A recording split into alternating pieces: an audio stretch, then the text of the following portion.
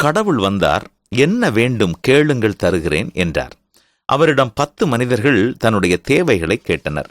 முதல் மனிதன், எனக்கு கணக்கிலடங்கா காசும் பொருளும் வேண்டும். 2ஆம் மனிதன், நான் உலகின் சிறந்தோங்கிய பெரிய பதவியை அடைய வேண்டும் என்றான். 3ஆம் மனிதன், உலக புகழ்பெற்ற நடிகர் போல மிகப்பெரிய புகழ்வெளிச்சம் வேண்டும் என்றான். 4ஆம் மனுஷி, உலக அழகிய போல பேரழகு வேண்டும், உலகமே அதில் மயங்க வேண்டும். இப்படி அந்த 9 பேரும் தமக்கு வேண்டியதை கேட்டார்கள்.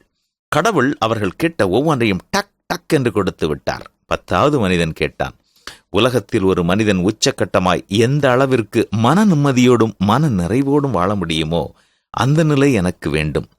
9 பேரும் அவனை திரும்பி பார்த்தனர், சிரித்தனர். மன நிம்மதி, மன நிறைவு, நாங்களும் அதுக்குத்தானே இதையெல்லாம் கேட்டோம். விரும்பியது கிடைத்தால் மன நிறைவு கிடைத்து விடுமே. கடவுள் அந்த 9 பேரிடமும், நீங்கள் கேட்டதை கொடுத்து விட்டேன், நீங்கள் போகலாம் என்று கூறிவிட்டு 10ஆவது மனிதனை பார்த்து, நீ இரு, நான் உன்னிடம் கொஞ்சம் பேச வேண்டும், சிறிது நேரம் கழித்து வருகிறேன் என்று சொல்லிவிட்டு எங்கேயோ போனார். இப்பொழுது அந்த 9 பேரும் போகாமல் அங்கேயே தயங்கி நின்றனர்.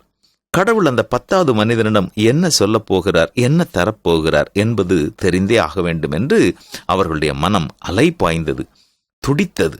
நேரம் ஆக ஆக வெறுப்பிலே வெந்தனர். தாம் விரும்பியது கையில் இருப்பதை மறந்தனர், அதை அனுபவிக்க மறந்தனர். அப்போதே அந்த இடத்திலேயே அவர்கள் நிம்மதி குலைந்து போனது. 10ஆவது மனிதன் கடவுள் சொல்லுக்காக எந்த பதட்டமும் இல்லாமல் காத்து நின்றான். கடவுள் தன்னிடம் பேசப்போகிறார் என்பதிலேயே அவனுக்கு அவன் கேட்ட முழு மன நிறைவு கிடைத்து விட்டது.